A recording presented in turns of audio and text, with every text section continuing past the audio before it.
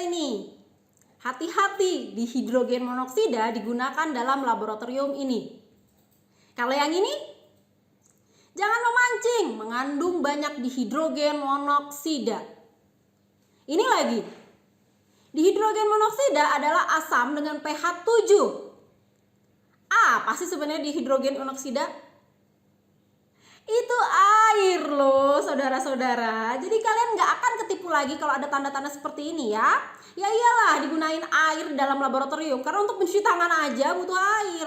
Benar, di kolam ikan berisi air dan juga benar air memiliki pH 7. Tapi bukan asam ya. Nah, selain kalian nggak akan ketipu kalau kalian belajar kimia, kalian juga bisa keren-kerenan ke teman kalian yang mungkin belum belajar kimia. Mau beli dihidrogen monoksida aus? Atau, aduh ini makanan kurang NaCl deh, bisa tolong ambilin NaCl dong. Saya Santi Febri Arianti akan menjadi teman diskusi kalian tentang kimia.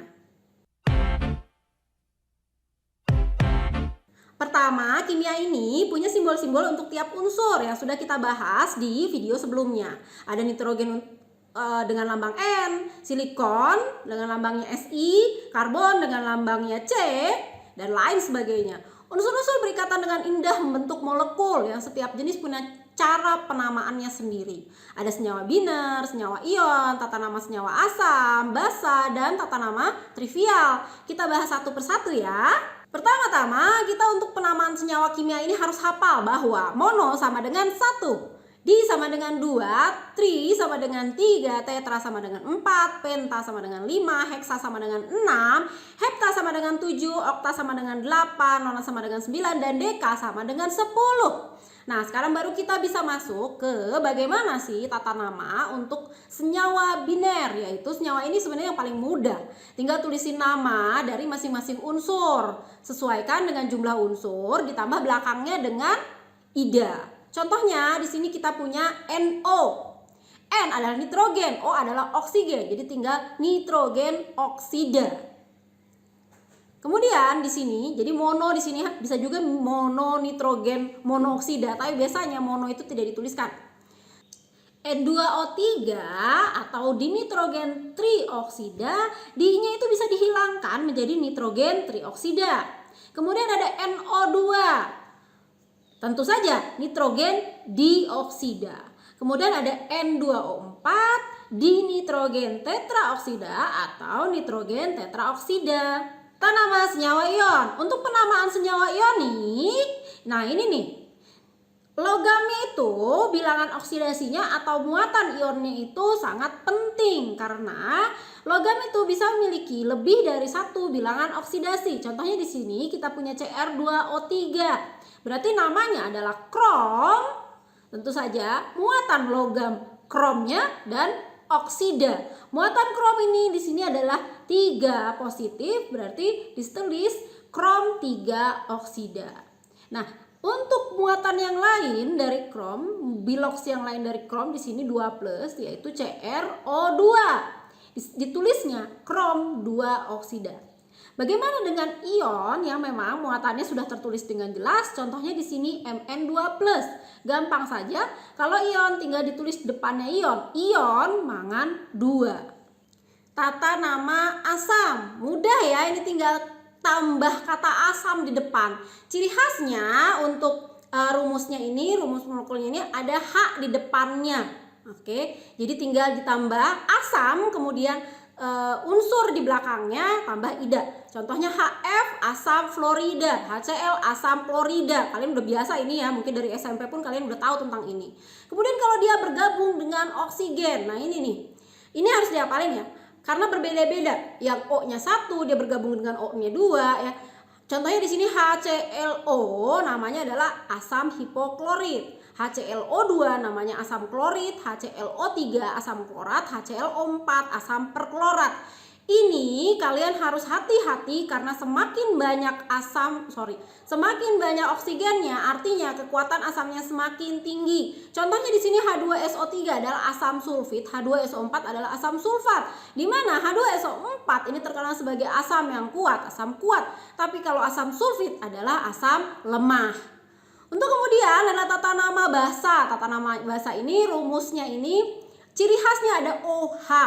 OH di sini dibaca hidroksida. Jadi unsur yang pertama tinggal ditambah hidroksida, itu untuk penamaan basa. Contohnya di sini NaOH menjadi Na adalah natrium, natrium tambah hidroksida. KOH menjadi kalium hidroksida dan seterusnya. Kemudian ada yang terakhir yaitu tata nama trivial. Ini biasanya disebut juga dengan tata nama dagang. Jadi kalau misalnya kita mau membeli gitu, kita nggak bisa bilang kita mau beli nitrogen trihidrida gitu kan. Biasanya kita bilang memang mau beli amonia. Jadi kalau kita mau beli ke suatu tempat, kita biasanya memang membeli dengan tata nama dagangnya. Misalnya dengan air tadi ya, kita jarang orang menyebutkan saya mau beli dihidrogen monoksida, jarang. Tapi kalau air, orang semua sudah tahu. Nah, setelah kita tahu bagaimana penamaan senyawa kimia, kita bisa menuliskannya dalam suatu reaksi. Contoh reaksi penguraian nitrogen dioksida menjadi gas nitrogen dan gas oksigen dituliskan seperti ini. Ada yang kurang, apa ya? Benar, reaksinya belum disetarakan. Ingat, kimia ini sukanya adil, nggak tahan dengan ketidakadilan. Apalagi berat sebelah. Jadi kalau N-nya nitrogennya ada di kanan 2, di kiri juga harus 2. Nah sekarang oksigennya di kiri jadi ada 4 nih. Di kanan juga harus ada 4. Jadi perbandingan koefisien totalnya harus 2 banding 1 banding 2. Terlalu gampang ya. Sekarang kalau gini nih, reaksi pembakaran gas butana. Nah, C di kirinya ada 4, tapi di kanan baru ada 1. Harus kita kali 4 nih yang di kanan.